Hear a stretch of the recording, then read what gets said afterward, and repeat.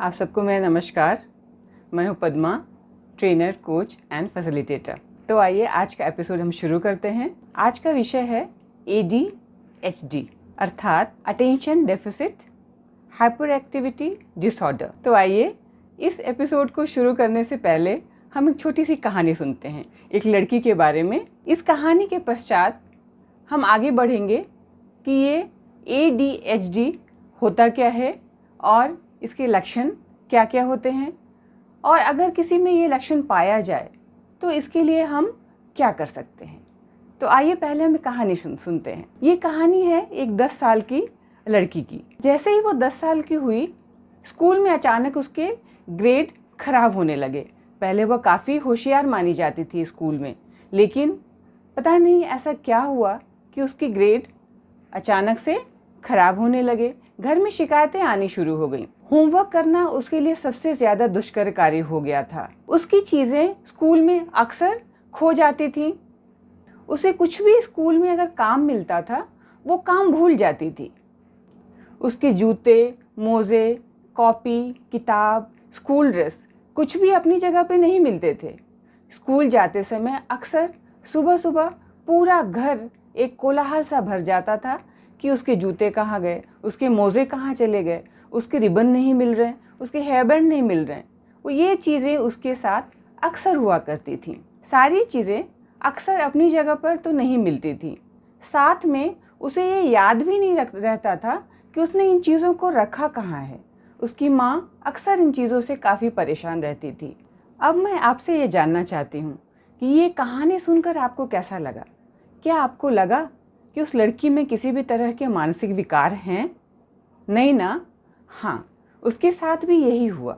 उसकी इन आदतों से परेशान होकर उसके माँ पिताजी ने उसे एक चाइल्ड साइकोलॉजिस्ट या बाल मनोवैज्ञानिक के पास लेकर गए, जहाँ उन्होंने उसे ADHD अर्थात attention deficit hyper activity disorder होने की आशंका जताई। पर उस साइकोलॉजिस्ट ने उसे कहा कि नहीं, ऐसी कोई बात नहीं है, यह लड़की तो काफ़ी स्मार्ट है और कुछ दिन बाद ये अपने आप ही ठीक हो जाएगी।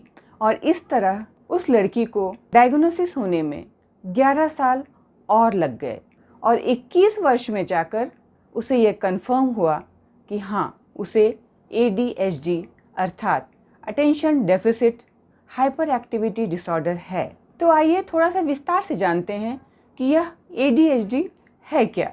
ADHD बचपन के सबसे कॉमन न्यूरो डिसफंक्शनल डिसऑर्डर्स में से एक है। यह वह मानसिक विकार है जो कि मस्तिष्क तथा केंद्रीय तंत्रिका तंत्र अर्थात सेंट्रल नर्वस सिस्टम के डेवलपमेंट को रोक देता है। अक्सर यह विकार की पहचान बचपन में ही हो जाती है, पर यह वयस्क होने तक बच्चों के साथ रहती है। ADHD से ग्रसित बच्चों में ध्यान केंद्रित करने में परेशानी हो सकती है। साथ ही साथ आवेग में आकर वो कोई भी ऐसा कदम उठा सकते हैं, क्योंकि उन्हें बिल्कुल भी ये समझ नहीं होता है कि इस कदम के उठाने से उसके लिए सामने उनके कौन कौन सी परेशानियां आ सकती है। ऐसे बच्चे बहुत ही ज़्यादा क्रियाकलापों में एक्टिव अर्थात हाइपर एक्टिव होते हैं। तो इस प्रकार हम आज के सेशन में जानेंगे कि नंबर 1, लड़कियों में हम कैसे पहचानें कि उसे ADHD अर्थात attention deficit hyper activity disorder है। दूसरा है, क्यों लड़कियों में ADHD लड़कों में होने वाले ADHD से अलग दिखता है। तीसरा है कि कभी कभी ADHD जो कि लड़कियों में होती है उसे अनदेखा क्यों कर दिया जाता है।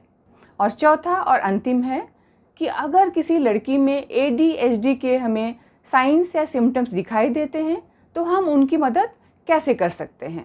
लड़कियों में होने वाले ADHD लड़कों में होने वाले ADHD से थोड़े से भिन्न होते हैं, क्योंकि लड़कों में जो उनके लक्षण हैं वो बहुत ही साफ साफ बाहरी तौर पे दिखाई दे जाते हैं, पर लड़कियों में होने वाले ADHD लड़कियां खुद थोड़ी दबा जाती हैं और उनके वो जो लक्षण है वो खुलकर बाहर सामने नहीं आ पाते हैं, जिसका कारण ये होता है कि हम परिवार वाले साथ में स्कूल वाले भी उन लक्षणों को पहचानने में देर कर देते हैं। लड़कों में हाइपर एक्टिविटी के लक्षण काफ़ी दिखाई दे जाते हैं, जैसे काफ़ी उछल कूद करना, कभी दीवार फांदना, कभी इधर जाना, कभी उधर जाना, एक जगह बैठने में परेशानी होना, कभी कभी किसी बच्चे को मार देना, मारपीट कर लेना, इत्यादि लक्षण हाइपर एक्टिव लड़कों में बहुत ही क्लियर और समय से दिखाई दे जाती हैं।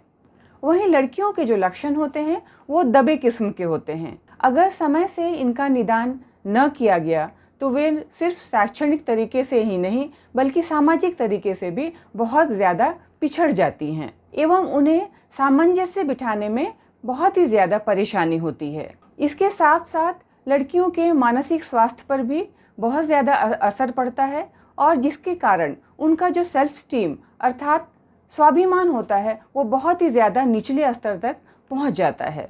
अब आइए हम जानते हैं कि लड़कियों में ADHD अर्थात attention deficit hyper activity disorder के क्या क्या लक्षण हो सकते हैं ताकि हम उन्हें पहचान सके और समय पर उनको मदद पहुंचाया जा सके। तो सबसे पहला लक्षण है एकाग्रता की कमी यानी कि लैक ऑफ कंसंट्रेशन।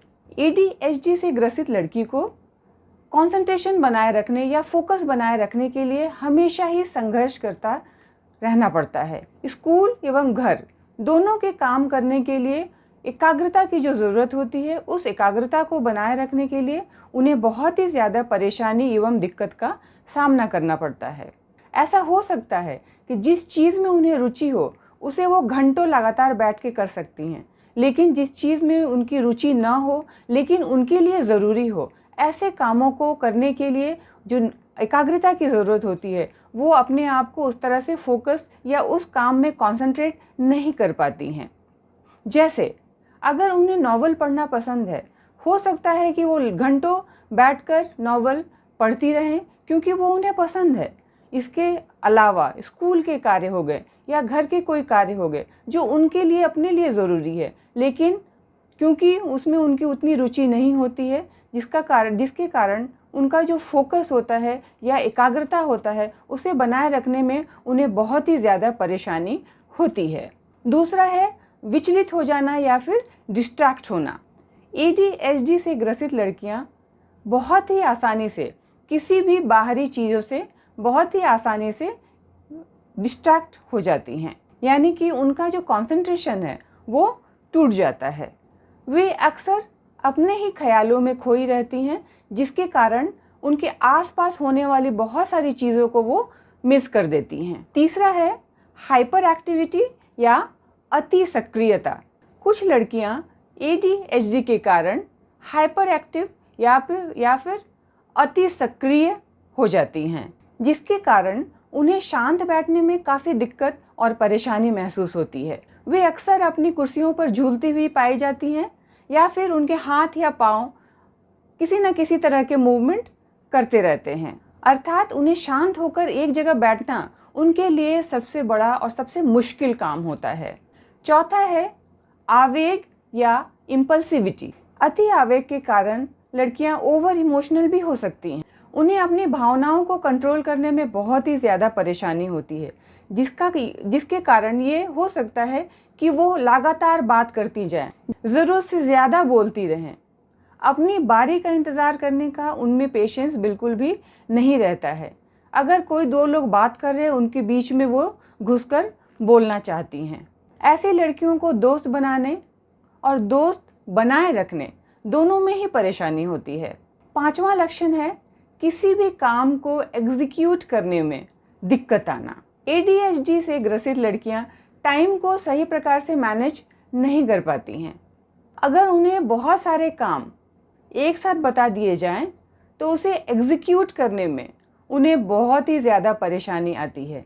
जैसा कि अक्सर स्कूल में होता है, अगर बहुत सारे होमवर्क या बहुत सारे काम उन्हें एक ही दिन अगर मिल जाता है तो फिर उन्हें समझ नहीं आता कौन सा काम और किस तरह से समय से पूरा किया जाए।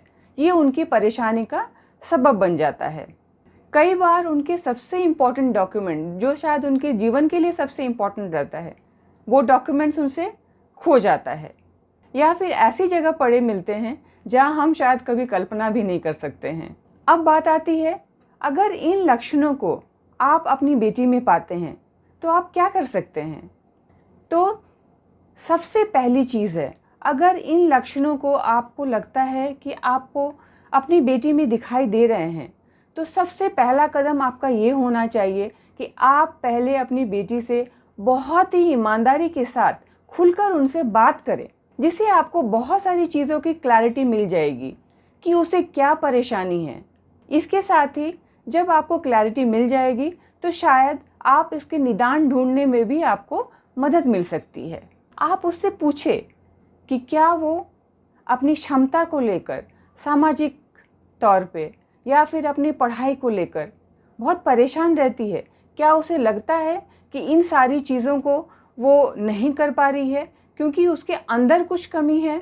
जो भी लक्षण अभी बताए गए हैं ADHD के बारे में, उन सारे लक्षणों को आप बहुत बारीकी से ऑब्जर्व करिए, ध्यान दीजिए। अगर आपको लगता है कि ये लक्षण उनमें दिखाई दे रहे हैं तो आप उसके उपचार के लिए आगे बढ़ सकते हैं। इससे उसके उपचार एवं निदान में आपको काफ़ी मदद मिलेगी। अब आइए जानते हैं कि इसके क्या ट्रीटमेंट या क्या उपचार हैं जिससे ये ADHD के जो भी लक्षण हैं वो कम हो जाएंगे और आपकी बेटी या लड़कियां एक सामान्य जीवन जीने के लिए फ्री होंगी। ADHD के स्टैंडर्ड ट्रीटमेंट में मेडिकेशन, बिहेवियर थेरेपी, काउंसलिंग और एजुकेशनल सर्विसेज आता है। इस उपचार से ADHD के बहुत सारे लक्षणों को कम करने में मदद मिल जाता है। और जब एक लड़की इन सारे उपचारों से गुजरती है तो वो उसके बहुत सारे लक्षण जिसके चलते वो परेशान रहती थी, अपनी दिनचर्या वो ठीक से नहीं कर पाती थी, वो इसे एक सामान्य जीवन जीने में मदद करता है।